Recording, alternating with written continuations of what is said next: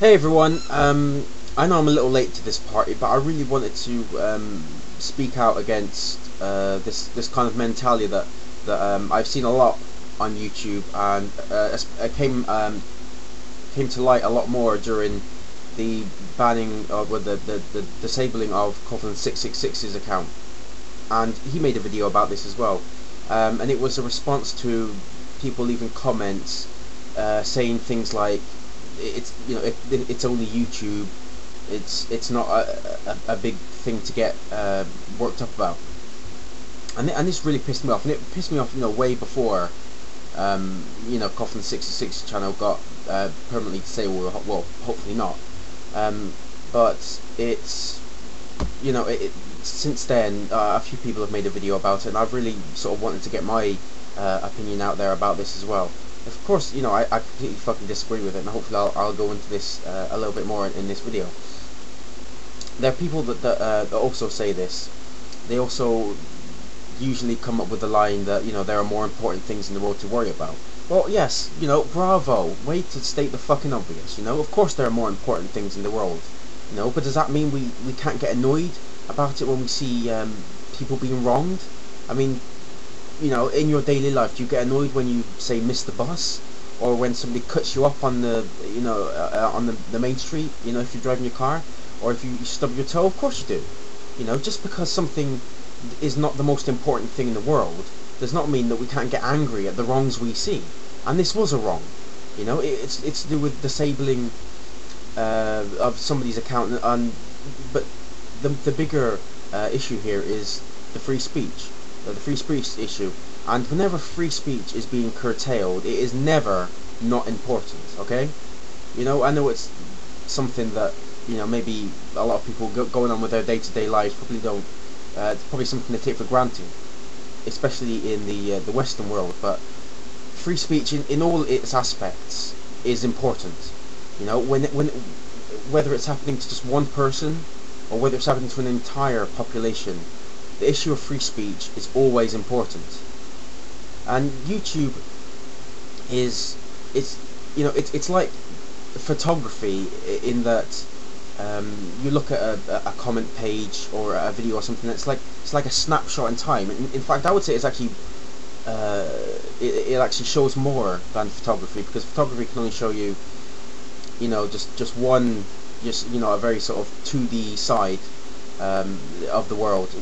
With YouTube, I know it's only 2D, but you get a lot more emotions, you get people's feelings and their thoughts, and you convey a lot more, say, in a YouTube video than you can in a photograph. And I think it's a very important thing. It's like a social archiving, if you will, of people's various thoughts, feelings, their what they think at a certain period in their lives. And it would be great if there were, if we could go back to these things, 1 year, 5 year, 10 years down the line, and see this is, we're going to have a lot more opportunity now to go back and see what people thought during, during turbulent times. And I think YouTube is a very important place for that sort of thing. If only, hopefully, we can, the videos that are on YouTube don't get, permanently taken away, because it could be a great snapshot into time. It's great that now that we have this, webcams, and the internet is so widely available, that we now get so much more input from people from various different walks of life about how they feel about certain situations.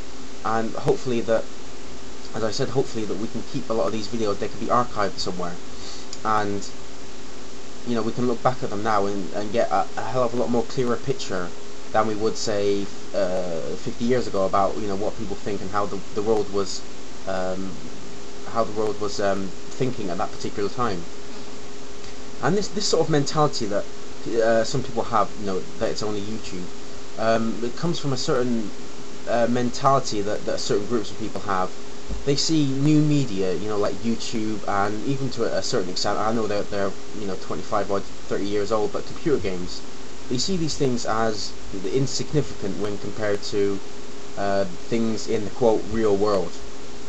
And it's ironic, really, that they're on YouTube, on the computer, on the internet, saying this. But we'll forgive them that.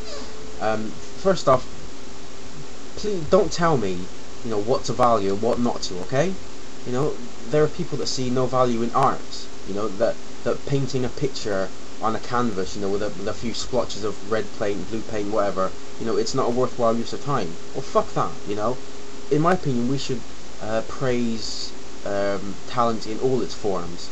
You know, and you know, just think of all the magnificent pictures from all the different art periods. You know, the Impressionists, the Realists, the Surrealists, the Renaissance. Think of all these amazing works of art that we wouldn't get if people were just listening to other people and say, oh, well, it's not really a worthwhile time because it's just art. You know, think of the again, this is like, it's a snapshot in time. Just think of the things that we can get from these pictures. We can see how people used to live. We see see how people used to work. It's a great insight into what people were like, you know, 2, 3, 4, 5, 600 years ago. And I love that because I love history, you know, especially history to do with, you know, how people used to live and what they used to feel like, how people used to work, how we've evolved to the people that we are today. I find that very interesting. I don't know about you, I do. And this applies to YouTube as well, because, and some people, you know, they may scoff at like art compared to YouTube. You know, but where'd you get off saying that? Well, I'll tell you, because there are people on YouTube that put a lot of effort into their videos. I know there are, you know, people that all they have to do is just put on a high voice and just interchange cuts every fucking third of a second, and they'll get 1 million views. Well, yeah, there's that kind of as well, you know, and there are a lot of troll comments as well. You know, I know I said about being it's like a moment in time, and I know that, you know, you're gonna get comments that say, oh, you're so fucking stupid, go and die or something. I know, I'm just talking about, I'm trying to be more positive, trying to look at the more positive aspects of the comments that people leave. And so there are people that put a lot of effort into their YouTube videos. They take time out of their lives, that they, you know, they have a job and they have a family, but they put effort into their videos. They they do a lot of research, find a lot of evidence and studies to back up what they're saying, and it's not only just to you know, make videos, get their information out there, but it's also to make people learn. And this is one of the things that one of the reasons that I like YouTube as well. Not just because I get to learn things, and I am subscribed to a lot of educational channels. Well, not education channels, but people who make videos that make you think and make you learn. And I like that because I want to learn more things. I want to become a better person. I want to know as much about the world that we live in and the universe as possible, and I want to know as many true things as possible. That's why I like it so much when people, it doesn't have to be about evolution and creationism, but whenever somebody takes a flawed premise and completely demolishes it with truth and fact, then, you know, I find that a very, not just funny to watch, people getting their fake views, say, about, you know, raw food, or you know, homeopathy or things like that, totally destroyed. But it's informative too. But that's not all I like to watch YouTube for.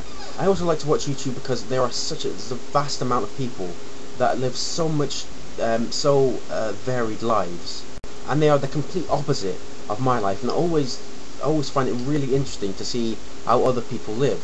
You know, on YouTube there are people that live completely out in the wilderness, and they make videos not only just about atheism, but about, you know, the world in which they live. So they go out to lakes, and in the forest they see they see birds, they see deer, bears, and, you know, just, you know, animals like that.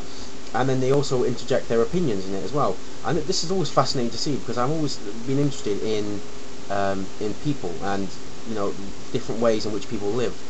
And it's fascinating to me to see how people can live differently from me, because I know with me, I get stuck into a you know, a routine. I usually get to stay there, and so to see someone that lives a life that's so radically different from mine, it's very refreshing. And it also shows me that, you know, things can be different with me and things can get better.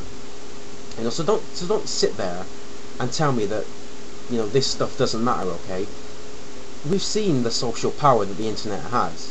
from the Iranians using Twitter to tell the whole world about their election protests, to well, whether you agree with it or not, Draw Muhammad Day. It's become a hugely important tool in getting the word out about movements and revolutions that without it, without the internet, a lot of people would be ignorant about. Now I know I've I've sort of gone from YouTube to the internet, but YouTube in itself, as I've talked about, is a very important social tool that can get the word out to people that ordinarily wouldn't have known about certain things.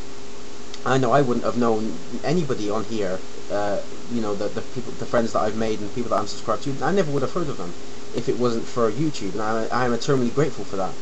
And I'm grateful to YouTube as well for giving me a platform to air my views, and a place where I can meet like-minded people who share my opinions. Some of them don't, but they can, we can have a civil discussion without resorting to childish name calling, and we can maybe change each other's opinions.